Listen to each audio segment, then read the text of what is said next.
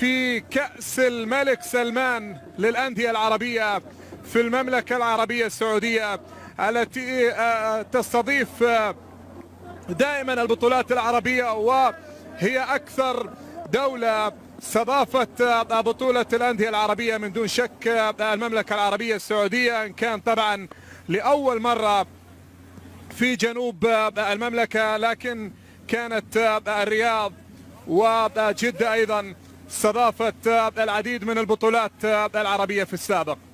حكم المباراة اليوم طاقم تحكيمي بقيادة محمود البنا، الحكم الدولي المصري، يساعد محمود أبو الرجال مساعد أول، وأحمد حسام أيضا من مصر مساعد ثاني، بينما صادق السالمي حكم رابع، ومحمود عاشور حكم فيديو، وأيمن إسماعيل في نسختها رقم 30.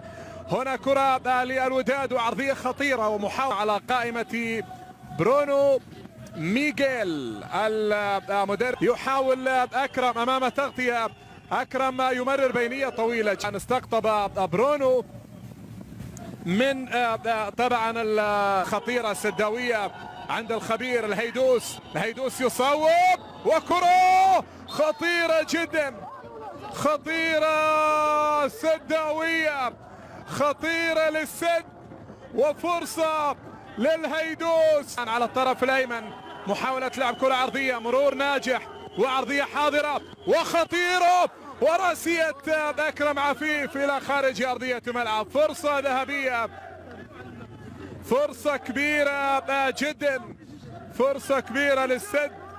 وكأس الملك سلمان للأندية العربية والمباراة الافتتاحية، هنا بينية جميلة وخطيرة للوداد، وعرضية وفرصة، وكرة إلى يد سعد الشيب، إلى يد سعد الشيب. خطير الوداد في انطلاقاتها في محاولاتها، وكرة على فريق بحجم الوداد وفريق بحجم السد أيضا، كرة تصل، لكن هنا كرة أمامية وخطيرة للوداد، وعرضية خطيرة، وكرة تضيع، كرة تضيع على الوداد. فرصة ثمينة جدا، فرصة ثمينة جدا للوداد، وعرضية ناجي يغير اتجاه اللاعب عند أوناجم، يحاول الوداد بدأ العمل الآن، في عمق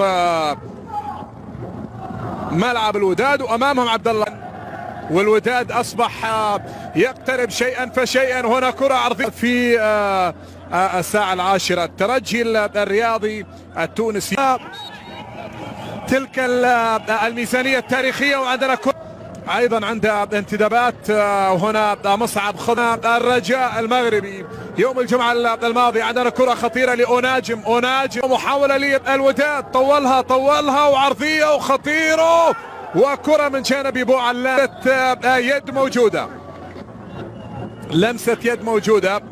هذا واحد من الانتدابات الجديدة، انتقال حر قادما من بورتو البرتغالي، 32 سنة. ضاعت الفرصة على الوداد وعادت من جديد، خطيرة ومحاولة وفرصة للوداد الآن. بطولة القارة عندنا كرة فيها محاولة وفرصة للسد الآن، وعرضية وأكرم عفيف خطيرة، وفي عادة الكرة من طارق سلمان، وخطيرة للوداد، وفرصة للهدف الأول، محاولة هدف كبير، ويلعب للسد منذ 2016.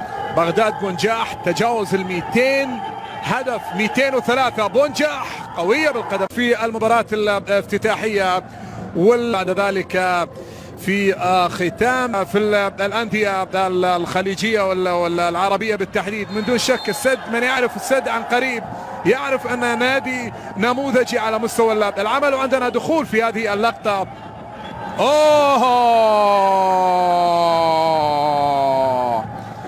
بطاقة حمراء على جبران. أكرم عفيف في مؤثرا في مباراة اليوم.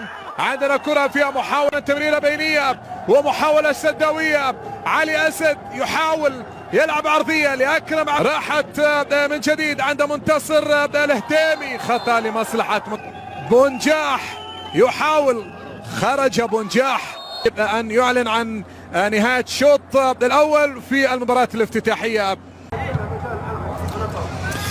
هذا الشيب لكن لم يسجل. عندنا كرة سداوية وخطيرة وكرة اليوم المباراة الافتتاحية، وعندنا كرة خطيرة من بوعلام، خطيرة من بوعلام لكن إلى يد حارس المرمى يوسف مطيع. قدم قوية لخوخي المفضل. وعندنا طبعا الكرة فيها محاولة وخطيرة. سامبو بيدرو، عرضية بيدرو ويساندون، ونحن الآن في شوط المباراة الثاني. عرضية خطيرة ومحاولة من اللاعبين لكن غير موجود في مباراة اليوم. وبالمرتدة وسامبو يطلب كرة الآن. سامبو في محاولة وساعد الشيب. الوداد عنده غيابات. عندنا كرة خطيرة ومحاولة للهيدوس وكرة. أكرم عفيف بدأ يتقدم إلى الأمام وخطيرة سداوية وكرة والمحاولة. شوف أوريبي، خطيرة خطيرة خطيرة خطيرة. شوف العرضية، عرضية وأوريبي لامس الكرة وراحت للمرمى لكنها لم ما زالت. بونجاح يصوب، بونجاح بعيدة كرة حتى سريعة وأمامية، تمريرة طويلة إلى الأمام. الآن عادت من جديد سداوية. الهيدوس يمرر، علي أسد يحاول، فرصة سداوية الآن خطيرة وكرة مصوبة من جانب علي أسد لكن إلى خارج أرضية الملعب. اختراق وتقدم إلى الأمام وتصويبة لم تكتمل لكن خسر نهائي 2008. يحاول الآن أن يصل كرة لعلي أسد، خطيرة جدا ومحاولة وتمريرة وفرصة خطيرة خطيرة خطيرة.